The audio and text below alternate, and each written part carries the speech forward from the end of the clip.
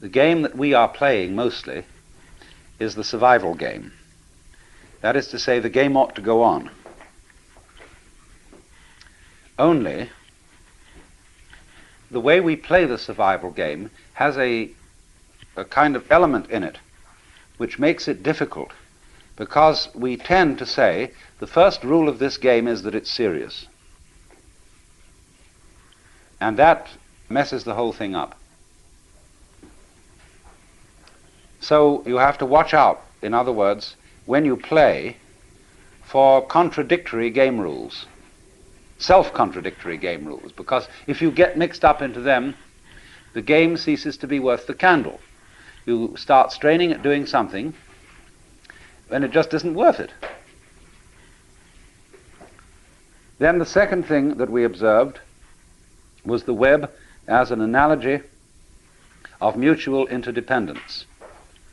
We could call it the idea that all existence is relative, that all existence is transactional. The transaction being typically exemplified by, say, the operation of buying and selling, in which there can be no buying without somebody selling, and there can be no selling without somebody else buying. That kind of interdependence, of the inside going together with the outside, what is in you going together with what is outside you, is absolutely fundamental to existence. It is existence. Existence is relativity.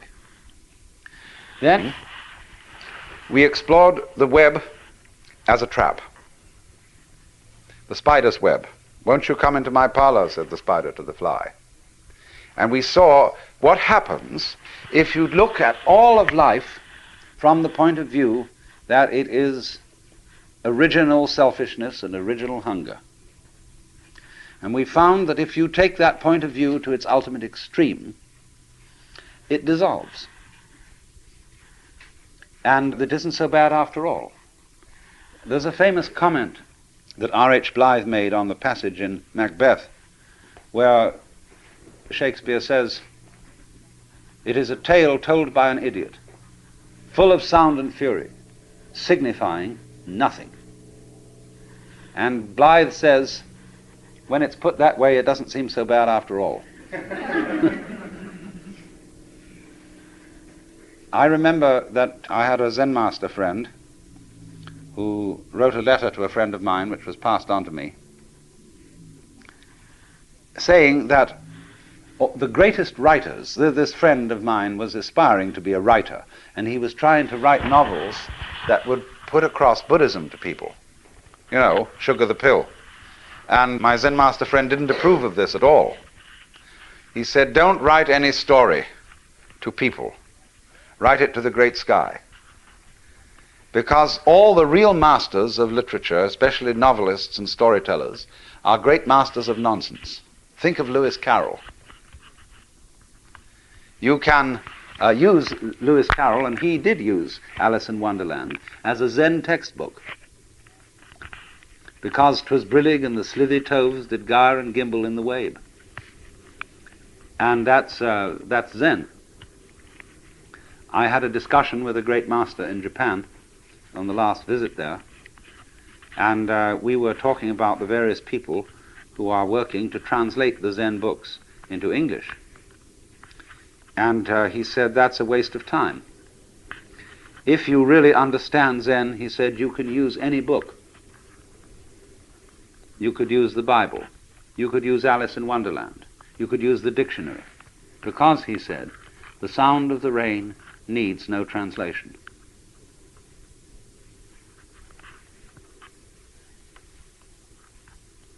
So what does the rain say? Evening rain. It is the banana leaf that speaks of it first. You see, that's the point. And all the talk in the world doesn't get it unless you listen to the talk in a new way. The sound of the rain needs no translation. So you see, there's something going on. This web may be looked at as pattern. And the world is basically patterning. What else do you do when you come to think of it? When you eat, you are turning food into the pattern of your skeleton, your muscles, and your nervous system. That's a pattern. And you see basically, hooray for that pattern. That's great, it's terribly interesting. But then you want other patterns. You like to look through a microscope and see the patterns that exist in the small world. You like to look through a kaleidoscope or a teleidoscope and see the patterns. You like to have paintings around and see the patterns. You like to watch the water play. You want to watch the birds go and the clouds and all that. Fascinating patterns.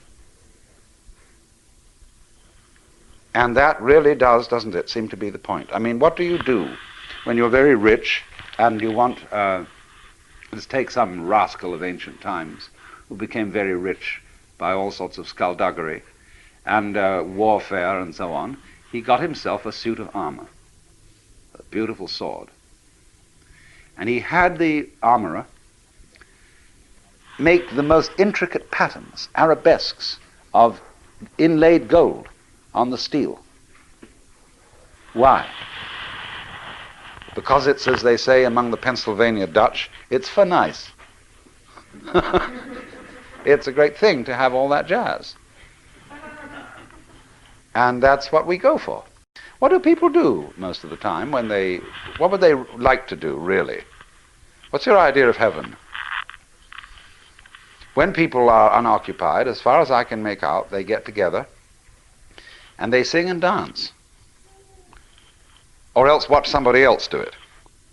Nowadays we live in a non-participative culture and we don't do very much singing and dancing. We are lugubrious. But we watch other people do it on television. What we really are interested in is to be able to spend all the time going, you know, something like this. And that's what our heart's doing, that's what our lungs are doing, it's what our eyeballs are doing, and it's what all these fantastic capillaries of the veins are doing. They're going just doody-boo-doo, hubba-boo-ba-dee-dee-dee-dee, see? And that's the point. Now the thing is, ought this to be allowed? You know, dare we admit it? Because we've been brought up, you see, in a cultural context in which the universe is presided over by somebody serious. And it's only very, very occasional obscure references in the Jewish and Christian scriptures to the idea that God dances. Of course, in Hindus, they know Shiva dances, and all the gods dance, and they're represented in the dance. But in our way of looking at things, no. Back, deep down in, there is something that you must respect with a very, very, you mustn't laugh in church. Especially if you got in front of the throne of heaven. Everybody would be dead silent. Wow, you see, I mean, that's really serious. Here is the Father Almighty, world without end. And you watch out. Don't you laugh. Why not? Because Father Almighty, world without end is a very insecure fellow. And if anybody laughed, he might feel uneasy, you know, that there was something wrong going on. That someone challenged his power. So he is a funny fellow, you see, as we've mythologized ultimate reality in the form of this cosmic grandpapa, who is also a king and is demanding above all things reverence and respect.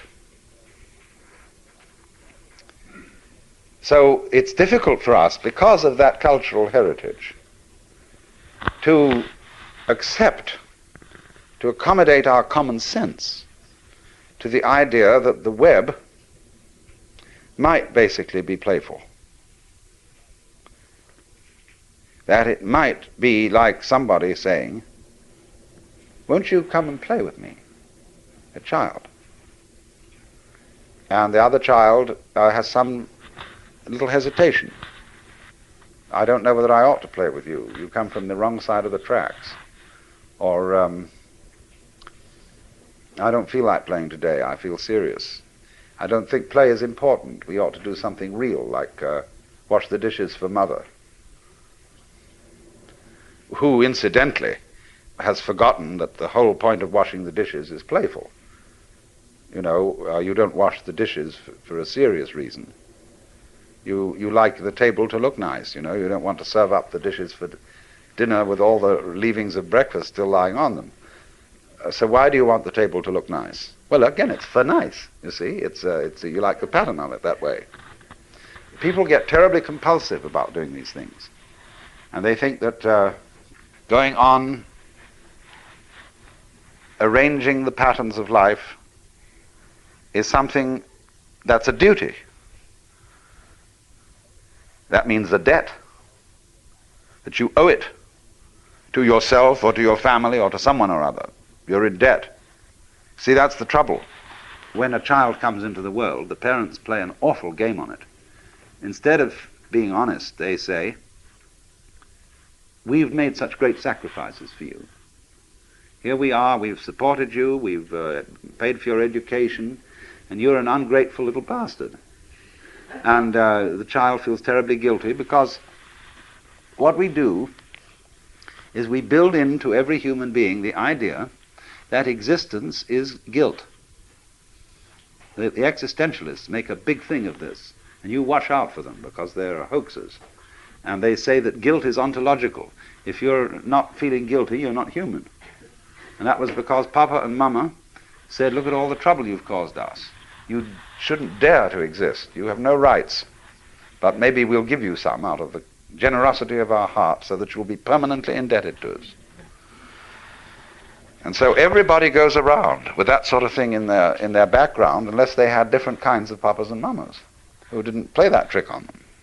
But so many papas and mamas do that. And if they don't do it, somebody else does it.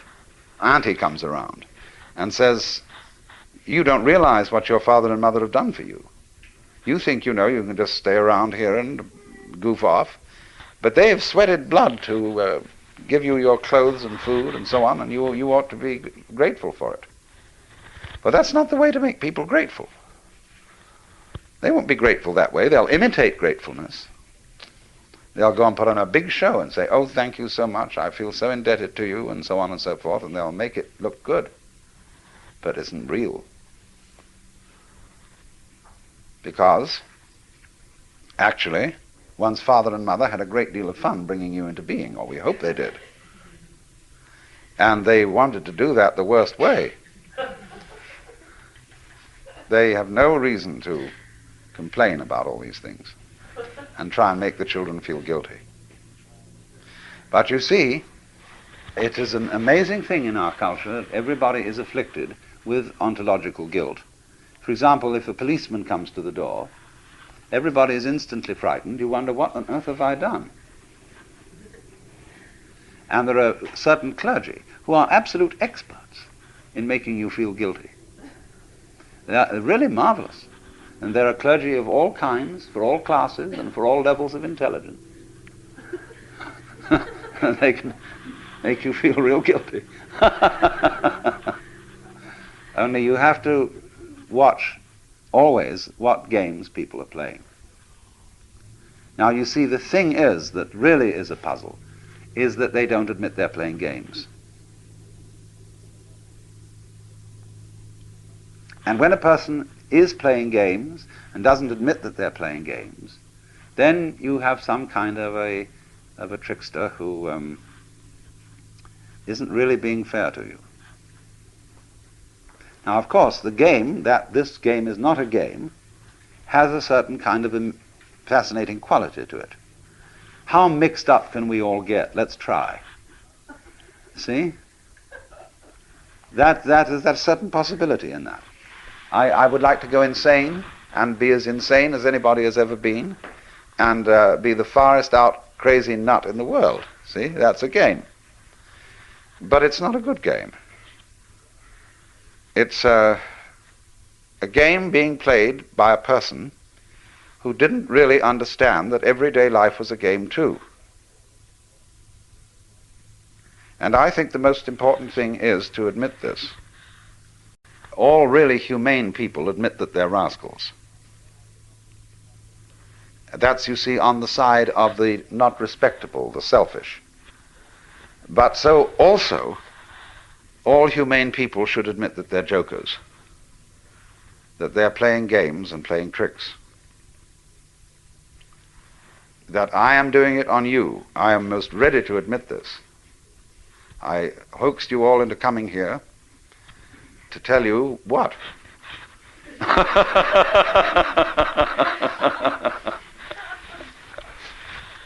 This was a trap, you see, but I'm going to make it an entertaining trap so that you won't feel so badly about it. Now, this is philosophy, but I think philosophy is like music. You go to a concert and you listen to somebody play Bach or Mozart or Beethoven. And what's all that about? You know, it isn't about anything except dee dee dee dee dee dee dee dee dee dee dee dee. You know, that's what it's about. And so, in the same way, as I conceive my work as a philosopher, I'm simply pointing out that existence is the same kind of a thing as a Bach invention. It's going this way and that way, and hills and waters going all out there, and the fish are going around in it and breeding, and the ducks are doing this, that, and the other. And that's the same thing as dee dee dee dee dee dee dee dee dee dee dee dee dee. See? So if you can admit that that's what it's all about, you have a little problem. Because there's not only the threat that it really might be serious and that you shouldn't be laughing about this, but there's also a kind of opposite. Then are you saying it's merely just fiddling around? See? I mean, you're saying it's only a game? Is that all there is to it? Well, now, what do you think? You see, this again is a question that everybody has to think things through. What did you want? Didn't you want a game? Did you want it to be serious in the end? Think about the question. What kind of a thing would you like God to be? What would you like to do for eternity? Really? Here is Jan van Eyck, who paints the eschatological picture of the Last Judgment. What a strange man he must have been. For here is heaven above and hell below. And in heaven, here's God the Father, God the Son, God the Holy Ghost, all there together, and the Virgin Mary and the apostles, and they're all sitting in committee. And they have an aisle, you know, just like in church, and there they are facing each other, and they're all sitting there very solemnly. Now, I don't know what it's about. But below, right at the end of the aisle, you see, where all these apostles are sitting, is St. Michael. A rather gorgeous figure in beautiful armor with wings. And underneath him is a bat-winged skull. And beneath those bat wings, though, all horror is let loose. Michael is about to slush that skull, see, with his sword. But below, there are nude bodies, some of them pretty comely, and they're all squirming in there, and they're being eaten by worms, and they're eating the worms, and there's a kind of a mush. It's like the sort of situation you find when you turn up a big rock, and there's all that going on underneath. Now, there's no question whatever that Van Eyck, the painter, had more fun painting that part of the picture than he did painting the top part. So in the same way with Hieronymus Bosch and with Bruegel, they painted every kind of weird, surrealistic deviltry going on, and they really loved it, but they couldn't admit it. Now, the only time when the holy people had a ball was when, for example, the Islamic artists made arabesques, and the Celtic artists made fantastically intricate lattices to decorate the margins of their gospels and missals. They are unbelievably beautiful, or take stained glass or something like that. But what are they doing? What's it all about? So we ask the question, then what will you do in heaven? And the thing you want to do, of course, is to get mixed up in this little, see, it's like the musician. He likes to take a melody, then he likes to put another melody that fits in with it, and another one that fits in with both, and then a fourth one, and arrange them together, and he invents an instrument like an organ that he plays with two hands. Then he adds foot pedals so that he can play with his 2 feet. And he can get this hand doing one rhythm, this doing another, this doing another, and this doing another. See, that makes it complicated. And so when drummers get together and play, somebody starts out with a certain rhythm, and then that rhythm has holes in it. In other words, it has certain silences, and the next drummer fills those silences in an interesting way. He counts and picks out a pattern. And what do you imagine DNA is? The basic form of biological existence. Now, DNA is like a necklace, like Charlotte's wearing, with different kinds of beads in it. And according to the order and the way those beads are arranged, so you get genes, and so you get the particular form of life that emerges from those genes. So what we're doing, basic down, way down, is saying, she loves me, she don't. She'll have me, she won't. She would if she could, but she can't. You see? Or Tinker, Tailor, Solar, Savior, Rich Man, Poor Man, Beggar Man, Thief. Well, this is the way life is going on.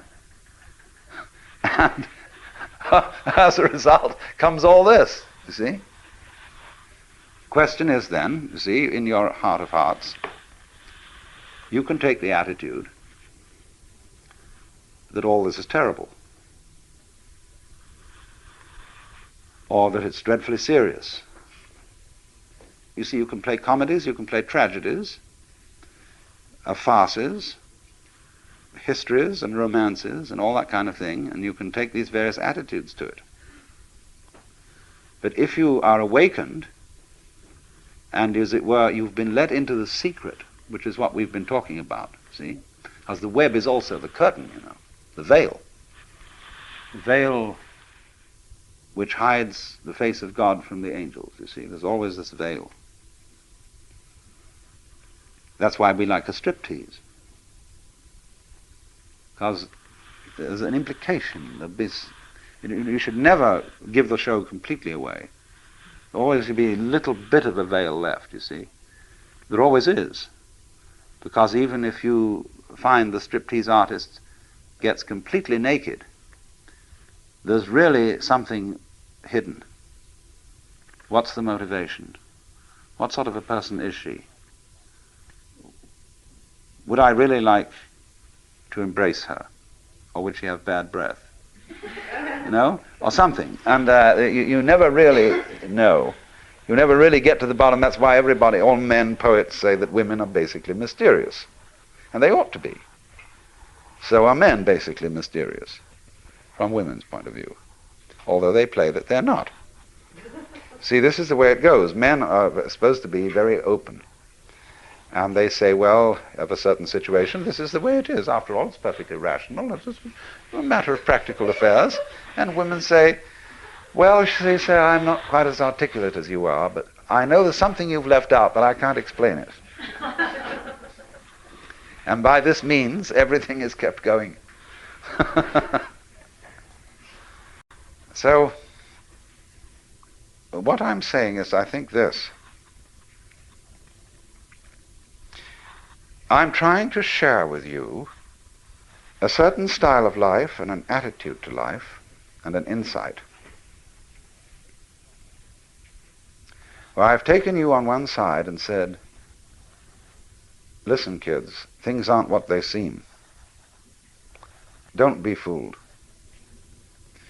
There's a big deception going on, and you're involved in it, but I just thought you ought to know it. And enjoy it, see? I'm terribly puzzled about the way people go out of their way to disenjoy themselves. They take so much trouble about it. Did you ever read H.L. Mencken's essay called A Libido for the Ugly? And it describes a Pennsylvania mining town, which isn't exactly totally impoverished. I mean, they can build things and they have enough money to do this, that, and the other. But he describes how they made a church out of yellow stone that's so awful that it looks like a Presbyterian with a grin.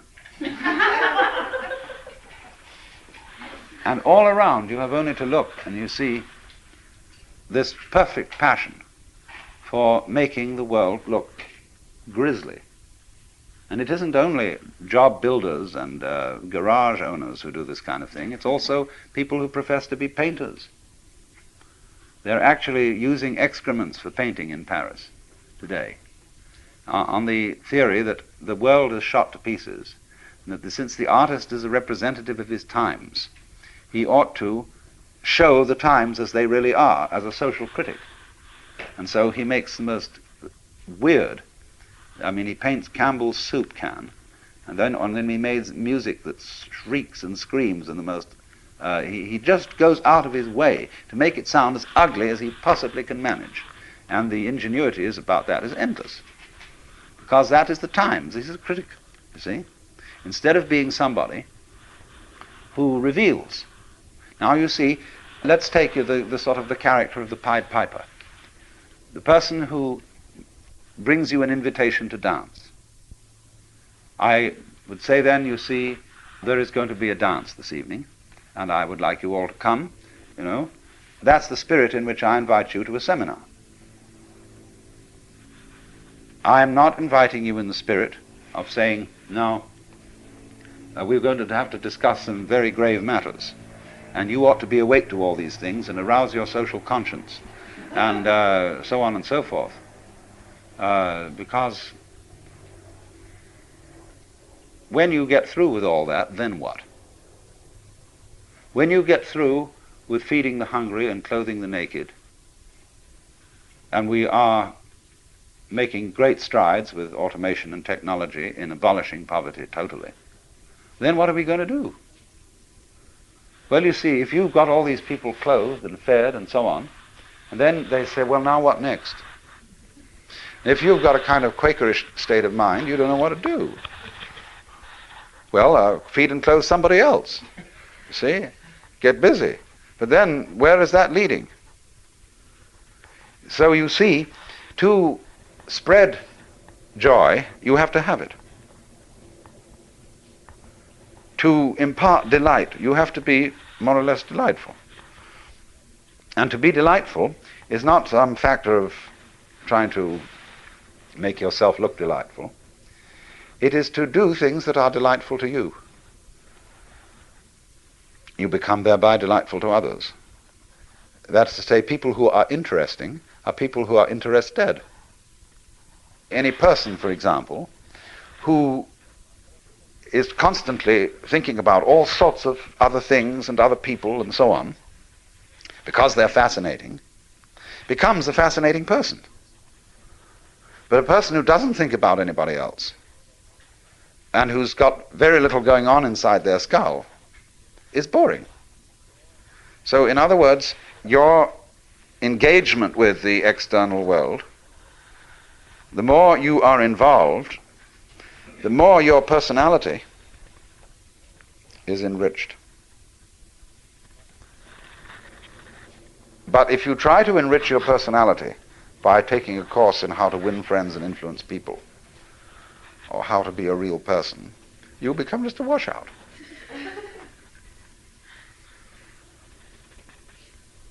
Because you will be in a kind of small circle. You'll be, as it were, you'll be like somebody trying to get a good nutrition by biting his nails, and then the fingers next. and then half an arm gone and so on. And you're entirely nourishing yourself with yourself. Now, of course, on a vast scale, the universe does that. It eats itself up. That's why the symbol of the snake swallowing its tail is a very fundamental, archaic symbol of life. But the way it's done is that the snake has in some part of the ring a place where it's not sensitive. It's called the unconscious. Where it doesn't know that what comes to it in the form of food is actually what left it in the form of excrement. That thing is, don't mention it.